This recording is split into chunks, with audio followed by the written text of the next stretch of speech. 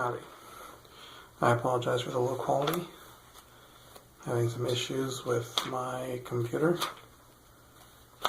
And today was a busy day and I didn't get a chance to do this earlier. Today we're going to read Alma chapter 19, if I can get to it. And as always, I invite you to hit pause and say a prayer. Ask for discernment so you can get out of what you're supposed to. And, yeah. If you want your own physical copy, like this, not this particular one because this isn't mine to give away, there's a link in the description. You can follow to request one from the church, and there's also a option to request one directly from me by sending an email to thetruthaboutwaffles@gmail.com and your pertinent contact information, and I will send out a copy of the Book of Mormon on my dime to you, and I'll write my testimony in it. There are links beneath that you can use to follow along online or to download the Gospel Library app for your Windows, Android, or iOS device and access the scriptures that way. Don't forget to take notes if anything jumps out at you or just, I don't know, is impressed on you for some reason. And I think that's all I normally say. So, Alma chapter 19. This one's kind of long.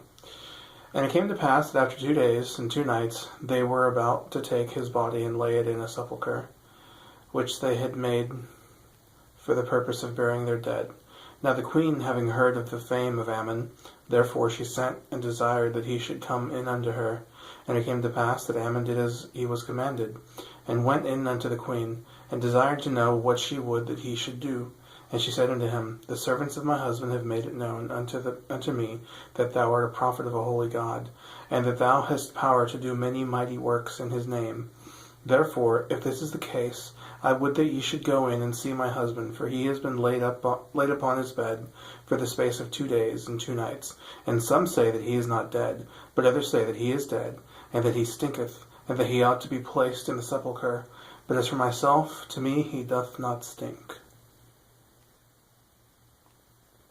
Yes. Now, this was what Ammon desired. For he knew that King Lamoni was under the power of God.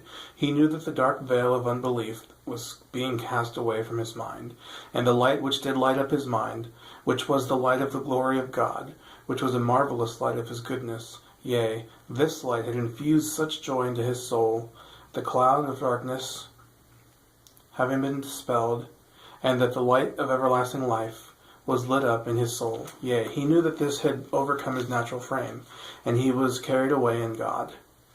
Therefore, what the queen desired of him was his only desire. Therefore he went in to see the king, according as the queen had desired him. And he saw the king, and he knew that he was not dead. And he said unto the queen, He is not dead, but he sleepeth in God. And on the morrow he shall rise again. Therefore bury him not.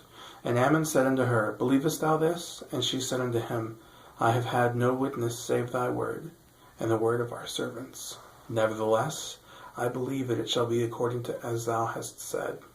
And Ammon said unto her, Blessed art thou, because of thy exceeding faith. I say unto thee, woman, there has not been such great faith among all the people of the Nephites. And it came to pass that she watched over the bed of her husband, from the time even until that time on the morrow, which Ammon had appointed that he should rise. And it came to pass that he arose according to the words of Ammon. And as he arose, he stretched forth his hand unto the woman, and said, Blessed be the name of God, and blessed art thou. For as sure as thou livest, behold, I have seen my Redeemer, and he shall come forth, and be born of a woman, and he shall redeem all mankind who believe on his name. Now when he had said these words, his heart was swollen within him, and he sunk again with joy. And the queen also sunk down, being overpowered by the Spirit.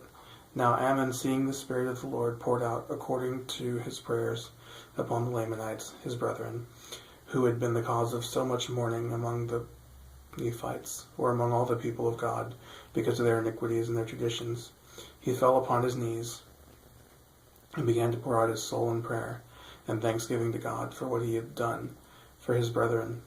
and he was also overpowered with joy, and thus they all three sunk to the earth. Now when the servants of the king had seen that they had fallen, they also began to cry unto God, for the fear of the Lord had come upon them.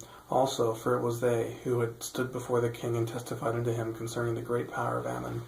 And it came to pass that they did call on the name of the Lord in their might, even until they had all fallen to the earth, save it were one of the Lamanitish women, whose name was Abish, she having been converted unto the Lord for many years, on account of a remarkable vision of her father. Thus having been converted to the Lord, and never having made it known, therefore, when she saw that all the servants of Lamoni had fallen to the earth, and also her mistress, the queen, and the king, and Ammon lay prostrate upon the earth, she knew that it was the power of God, and supposing... Might have lost my place. Prostrate, not prostate. Sorry, that wouldn't make any sense. By making known unto the people what had happened among them, that by beholding this scene it would cause them to believe in the power of God. Therefore she ran forth from house to house, making it known unto the people. Like Paul Revere. And they began to assemble themselves together unto the house of the king. And there came a multitude, and to their astonishment they beheld the king and the queen and their servants prostrate, not prostate. Clear that up. Upon the earth, and they all lay there as though they were dead. And they also saw Ammon, and behold, he was a Nephite. So it wasn't until they saw him that they beheld he was a Nephite, because of the way he laid. And now that people began to murmur, not really, I don't really know, among themselves, some saying that it was a great evil that had come upon them, or upon the king and his house, because he had suffered that the Nephite should remain in the land. But others rebuked them, saying, the king hath brought this evil upon his house, because he slew his servants, who had had their flocks scattered at the waters of Sebus. And they were also rebuked by those men who had stood at the waters of Sebus and scattered the flocks which belonged to the king. For they were angry with Ammon because of the number which he had slain of their brethren at the waters of Sebus, while defending the flocks of the king. Now one of them, whose brother had been slain with the sword of Ammon, being exceedingly angry with Ammon, drew his sword and went forth that he might let it fall upon Ammon, to slay him. And as he lifted the sword to smite him, behold, he fell dead. Now we see that Ammon could not be slain, for the Lord had said unto Mosiah his father, I will spare him, and it shall be unto him according to thy faith. Therefore Mosiah trusted him unto the Lord. And it came to pass that when the multitude beheld that the man had fallen dead, who lifted the sword to slay Ammon, fear came upon them all, and they durst not put forth their hands to touch him, or any of those who had fallen. And they began to marvel again among themselves what could be the cause of this great power, or what all these things could mean. And it came to pass, that there were, not therefore, many among them who said that Ammon was the Great Spirit, and others said he was sent by the Great Spirit. But others rebuked them all, saying that he was a monster who had been sent from the Nephites to torment them. And there were some who said that Ammon was sent by the Great Spirit to afflict them because of their iniquities, and that it was the Great Spirit that had always attended the Nephites, who had ever delivered them out of their hands. And they said that it was the Great Spirit who had destroyed so many of their brethren, the Lamanites.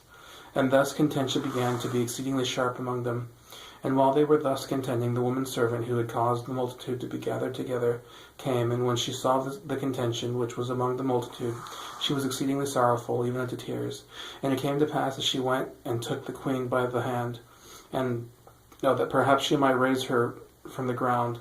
And as soon as she touched her hand, she arose and stood up on her feet, and cried with a loud voice, saying, O blessed Jesus, who has saved me from an awful hell? O blessed God, have mercy on this people. And when she had said this, she clasped her hands, being filled with joy, speaking many words which were not understood. And when she had done this, she took the king Lamoni by the hand, and behold, he arose and stood upon his feet. And he immediately, seeing the contention among his people, went forth and began to rebuke them, and to teach them the words which he had heard from the mouth of Ammon. And as many as heard his words believed, and were converted unto the Lord. But there were many among them who would not hear his words, therefore they went their way. And it came to pass that when Ammon arose, he also administered unto them. And also did all the servants of Lamoni. And they did all declare unto the people the selfsame thing, that their hearts had been changed, that they had no more desire to do evil. And behold, many did declare unto the people that they had seen angels, and had conversed with them, and thus they had told them things of God, and of his righteousness. And it came to pass that there were many that did believe in their words, and as many as did believe were baptized, and they became a righteous people, and they established a church among them. Oh, and they did establish a church, not established. And thus the work of the Lord did commence among the Lamanites, and thus the Lord did begin to pour out his Spirit upon them. And we see that his arm is extended to all people who will repent and believe on his name. Alright, so thanks for watching, and sorry for the crummy quality. Hopefully I can figure something out for next week.